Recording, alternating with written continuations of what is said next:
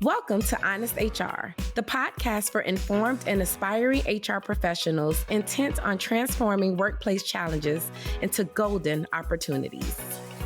Every week, we chat with industry experts to bring you insights, trends, and actionable advice through relatable stories from the real world of HR. Honest HR is a SHRM podcast, and by listening, you're helping to build a more engaged workforce and drive organizational success. I'm Wendy Fong. I'm Amber Clayton. And I'm Monique Akanbi. Now, let's get honest. In our last episode, I sat down with Helen Applewhite from the U.S. Department of Labor to discuss your most common questions around FMLA. In this episode, the conversation continues as Helen and I dive even deeper into FMLA, tackling which scenarios qualify for it and how the DOL may be able to help you navigate these regulations. So another question that we've gotten before is, someone wants to take FMLA leave because they have a family member with a serious health condition, but that family member is in a hospital where there are other people that are taking care of that person. Would that employee qualify for FMLA leave if they're not the primary caregiver? Sure, absolutely. Needed to care is part of the aspect of taking leave under the FMLA when the leave is for your family member. And we've got some really helpful guidance on those pages that I pointed you to that deal with that aspect of what do we mean by needed to care. And it means it can be that I'm having to give the individual medication or help the individual with basic medical care or other care. It also can be I'm needed to transport the individual to healthcare appointments, or it can be I'm needed to provide psychological comfort. So it's very broad in what is meant by needed to care for. Yeah, I actually was going to ask that if I had a child who was autistic, I needed to take my child to their childcare, would that be covered? So that one's a little bit trickier, a little harder, and probably case specific as well. If my child is on the autism spectrum and I'm dropping him off at school along with all of the other parents and picking him up at the end of the day, and it's just basically drop off and pick up, then I'm probably not going to have FMLA protections for that. But if it is related to that care, then those would kick in. We don't have something specific on that question of the drop-off pickup for the autistic child. We don't have anything that specific, but we do have some guidance out there that provides information for like the IEP meetings or the development of sorry, I'm blanking on the name of it, but the type of care that might be a part of the development of their plan at school. Mm-hmm. We do have guidance out there that's specific to that. So it can be quite broad in terms of what is needed to care for the family member where there's a serious health condition established. And that's the other aspect of it that you want to make sure you're aware of and that the audience is aware of. It is to care for that family member because the family member has a serious health condition, and a serious health condition itself is so specifically defined within the FMLA through those criteria that we put out there. Mm-hmm. Right. Thank you. I want to go back on the pregnancy piece because I thought of a question that we get sometimes, and that's around, can I take FMLA leave to care for my daughter who's having a baby? That's going to be another really fact-specific one. Generally, no, if your daughter is older than 18, because family member under FMLA is also very specifically defined. And generally, it's going to be a son or daughter who's under 18 because of their serious health condition. Now, you can take leave to care for an adult child, a son or daughter who's over 18 and incapable of self-care because of a mental or physical disability. So in that instance, the individual would have to be incapable of self-care. They'd have to be defined as having a disability. And we use the same definition there that the ADA does, and under their expanded rules, the ADAAA, as we say.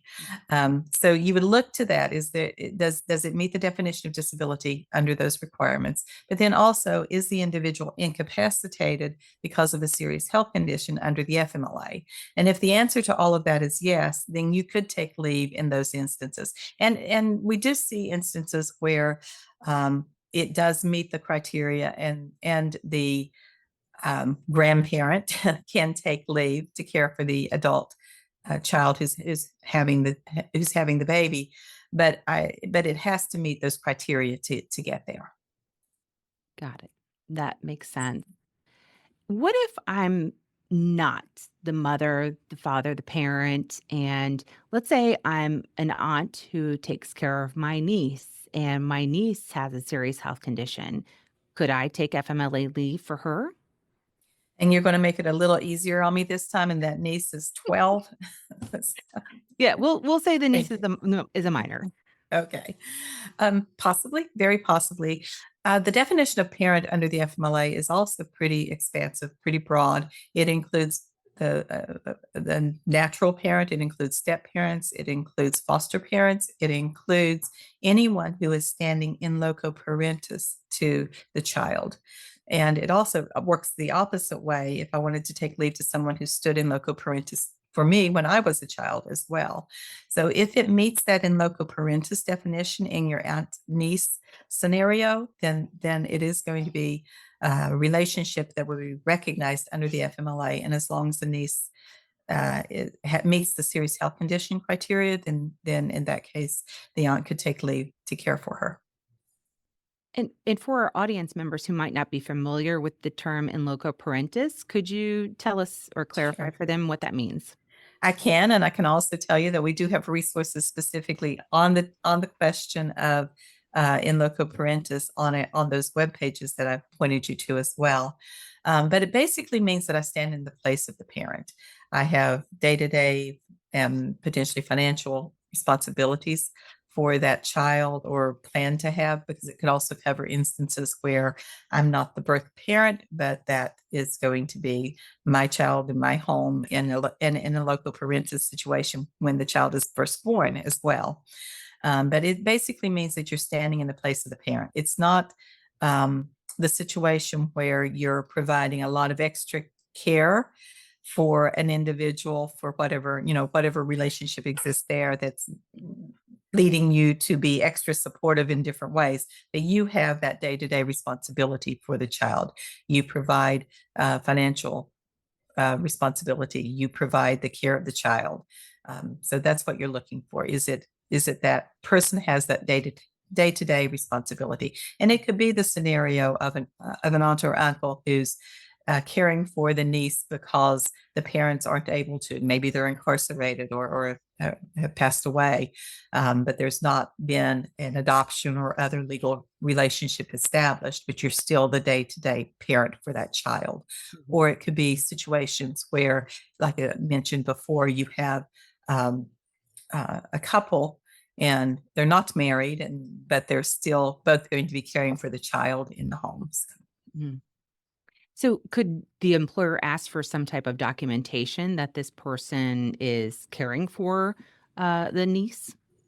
Yes, they can ask for a simple statement from the employee of the family relationship. So that same documentation of family relationship applies to in loco parentis relationships as well as to any other. Okay. Thank you. One of the things that you mentioned was about the mother, father, husband, wife. Can you just clarify who is eligible for the birth of a child or the baby bonding? Well, I'll make it simple and say both the mother and father are equally eligible for leave for bonding with the child. Mm-hmm. Okay. And when they work for the same employer, we know that there are some regulations around that. Could you tell our audience a little bit about that? Sure. There's some limitations on the amount of leave that may be taken in certain circumstances when a husband and wife work for the same employer. And one of those is for the birth of the child. for bonding specifically. So you can be limited to a combined total of 12 work weeks of leave, which is the total amount of leave you can take in a leave year for any individual for under FMLA. But that total can be combined for a husband and wife working for the same employer who are taking leave for bonding with their newborn or newly placed child. Now, that limitation doesn't apply to a serious health condition. So if the child has a serious health condition and you're taking leave related to that serious health condition, it would not be limited to the combined total of 12 weeks. Each parent could take up to 12 weeks for that reason. Or for their own serious health condition, they could still take up to 12 weeks. So it gets a little bit of like a little bit of math gymnastics that we do when we're starting to figure out how does it apply in specific situations. But for that bonding purpose, husband and wife working for the same employer can be limited to that 12 weeks of leave for bonding. And that combination doesn't apply if, say, it's not a husband and wife, but rather it's a mother and a father. They're not married, but they both want to take bonding leave for their child. That is true. And work for the same employer, I should say that. Yes, if it is two people who work for the same employer who are not married under any definition of married, common law marriage is included, then they could each be entitled to 12 work weeks of leave for the bonding for that same child. So. Thank you. Now, after the pandemic, of course, we know that many employers allowed their employees to work from home, and we still have a number of employers who allow their employees to work remotely. When someone works remotely, when it comes to the eligibility of their eligibility for the FMLA leave or for being a covered employer, how does that work when they're working from home? The principles work in the same way for FMLA for working from home as from any other location, first of all, just in terms of serious health condition or any other aspects of it. But you're right, when it comes to counting eligibility, the eligibility requirements include that you work at a location where there are at least 50 employees at that location or within 75 miles of your location. When it comes to teleworking employees, those employees are counted based on where their work is assigned from or where they report to for their work, which is not going to be their home. So in other words, and there's a lot of different iterations of how these situations can be set up as well. But you may have a location that is a main office from which all work is distributed, or you may have regional offices and employees teleworking that report to that regional location. If you've got the regional office location, for example, then that's the location that you're looking at. Do 50 employees work within 75 miles of that regional office location? And then whether that teleworking employee is within 75 miles or not really doesn't matter. If there's 50 employees within 75 miles of that location, then that employee who's teleworking and reporting to that regional office location is going to be an eligible employee. They're going to meet that criteria. So again, it's one of those fact specific scenarios where you're going to look to the location from which the work is assigned or to which they are reporting, and then who else is working from that location or reporting to that location or getting their work assigned from that location. So you really have to look at what are the facts in the specific circumstance. And by the way, we do have guidance on our web pages that deal specifically with telework, both under the FMLA and the FLSA requirements as well, that may be helpful for our listeners, for our audience to check out. Okay, very good. So I have one more question for you. I know I've asked you a lot of questions today, and we really appreciate all the information. But a little bit of a pop quiz on FMLA. So. Just a little bit, but you have years of experience in this area. Quite all right. I hope I'm the expert. You are the expert. So what happens if an employer doesn't comply with the FMLA? Bad things happen. Bad things happen. What types of bad things? Let's tell our audience what types of bad things can happen. Well, first and foremost, you're out of compliance with the law, and that has the impact on your employees and your employees' ability to be loyal and trust and be able to get their needs met to be able to do the work that you need them to do. So it's a bad thing in that way. We also know that you have a private right of action under the FMLA. An employee who is impacted by being denied leave or having leave held against them in a performance appraisal, for example, or demotion or any other way that it might, or being terminated for having taken the leave. Any of those reasons, they can file suit against an employer, and you certainly can also file a complaint with the Wage and Hour Division. We are an enforcement agency. We have authority to enforce the FMLA, and we do enforce the FMLA. We do have lots of actions under the FMLA. What we find primarily, though, is that most employers do want to comply with the requirements of the laws that we enforce, including the FMLA, and that they may have questions and may not always understand all of the nuances of how to apply that to an in loco parentis situation, for example, or when can I get recertifications? So there can be lots of questions related to that. So we do have the resources available out there, including an employer guide to the FMLA that we've gotten pretty great reviews on that walks you through all aspects of FMLA protections and your responsibilities as an employer. And we also take compliance assistance calls from employers regularly. They can call our offices and ask their questions and get their answers so that they can stay in compliance with the law. And if you're not in compliance, if we investigate, we're going to look at what are you doing? How has we may have a complaint, or we may be doing it for other reasons. We don't have to have a complaint to do an investigation. So it could be complaint based, or it could be we're looking for compliance more broadly for other directed reasons that we have. We are going to then look at how you're applying that to all employees. We may ask you to go back and look at any harm to any employee that could have resulted from the actions that were in violation of the law. And we're going to ask you to redress that, to restore employees if they were terminated, to remove points if you have an attendance point system, to remove references in ratings, etc. We're going to ask you to make that corrective action. We also can ask for any back wages that would be due, or front pay in an instance where there's a constructive discharge. We can ask for liquidated damages, which could be twice as much as whatever the amount of monetary damages might be due. And there's also equitable damages that are available under the FMLA, which could include the cost of medical care if insurance was canceled improperly because the leave was denied.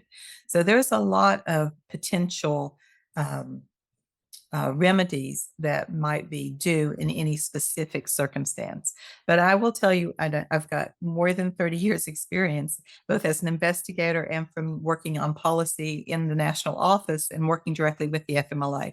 Our experience very broadly is that most employers want to do the right thing. They want to comply. They want to provide their employees with protections that are available to them. Of course, they want to do so with assurances that it's within the requirements of the law as well. So I would encourage any employer to call our offices, to check out our website with any questions that they have, to try to get those questions answered. We will help you stay in compliance with the requirements. So I appreciate you saying that, and I fibbed because I do have like 2 more questions for you. For the employers who are concerned that it might raise red flags if they contact the DOL directly to ask these questions, what would you say to those individuals or those employers? I would try to be very reassuring. We're not looking to try to do a get you. We've got plenty of work. We have lots of bad actors out there who try to get away with things, as well as most of the employers who are wanting to do the right thing. We've got our hands full, and we're not going to come after you because you asked a question. We want to help you get it right. And like I said, we have a lot of resources, and I encourage people to use those resources, but it's not always easy to figure out on your own exactly what is meant by that in specific circumstances. So we do outreach regularly as a part of the work that we do. It's just as important to provide the information and help you be in compliance as it is to do the enforcement side and try to get things corrected as quickly and as efficiently and as appropriately as possible every time we see, a violation happening through our investigation processes. But contacting our offices for information about what is required is not going to result in an action against an employer. It's just, it's not necessary. We want you to do the right thing. We want to give you the information so that you can do the right thing. And when you say contacting their offices, you're speaking of the state's Department of Labor offices, not necessarily the U.S. Department. I'm speaking of the U.S. Department of Labor. Oh, we have offices throughout the country, local that's what I meant. where we do the investigations. So those are, I'm going to, if I can do it really quickly here, I'm going to give you the 800 number for reaching us. And I know there's a page on the Department of Labor website that actually lists out all of those state offices with their contact information. We've actually given that out to members who have asked us questions and they need some additional clarification from the DOL. That's right. You can go on our website. Just go to the www.dol.gov/agencies/WHD, and you can get to the information on how to contact us. And that includes being able to contact us at the 800 number. And I'm sorry, I'm going to find it and and pause and get back to you on that. Yeah, that's perfectly fine. And while you do that, Helen, just lastly, are there any other thoughts that our audience should take away with regards to FMLA and being in compliance? I think don't be afraid is the main thing that I would say. Don't be afraid to contact us. You can, and I've got the 800 number here. I'm just not quite as efficient as my staff are with this stuff, but it's 866-4-US-WAGE. That's 866-487-9243. And we operate Monday through Friday, 8 to 4:30 in local time. So, of course, the hours vary by region. But calling that number, you can get directed to the local office that is near your geographic area. It's going to be the office that would be responsible for enforcement in that area. So they're going to tell you exactly, how they would look at a specific situation. So it's going to be really, really helpful to be able to make that call and ask those questions, but also look at our resources available on the website. And there you'll see email contact information and other ways to contact us as well if there's additional clarification that's needed. And sometimes if you're contacting that local district office and it's a question that is more in depth that they don't have the answer ready for you, they'll go through their regional contacts who may also come through us directly to get more specific information and more specific response to the questions that employers have, because we want to help you be able to comply. Mm-hmm. And it may actually save the employer some dollars calling their attorneys. They might be able to get the answer straight from the Department of Labor. That is possible. Great. Well, any other thoughts for our audience? No, this has been great, and we're always available to answer questions and to do outreach. And the other thing I guess I would add to that is that at those local offices, they have personnel who are specifically tagged with doing outreach. So if employers or employer associations in the local area are interested in getting a presentation on the FMLA or any of the other laws that we enforce, the district offices can also assist with that. So we can help with compliance at all levels. That is absolutely great. Well, Helen, we really appreciate you joining us today. We've learned so much about FMLA. I could go on and on about FMLA with questions, but you have been extremely helpful with all the knowledge that you have. So thank you for joining us. It's been my pleasure. And for our audience members who are SHRM members, you can find resources specific to this topic on shrm.org Or you can also contact SHRM's Knowledge Center and ask one of our HR advisors for assistance, and that's at shrm.org/HR help. Before we say goodbye, I encourage everyone to follow Honest HR wherever you listen to your podcast. Also, audience reviews have a real impact on a podcast visibility. So if you enjoyed today's episode, please take a moment to leave a review and help others discover the show. Finally, you can find all of our episodes on our website, shrm.org/HR Daily. Thanks for joining the conversation, and we'll catch you next week. This podcast is approved to provide 0.5 professional development credits, or PDCs, towards SHRM CP and SHRM SCP recertification. Enter this PDC activity ID into your SHRM activity portal to claim your credit. 25-D9P7W. Please note that this code expires December 1st, 2025.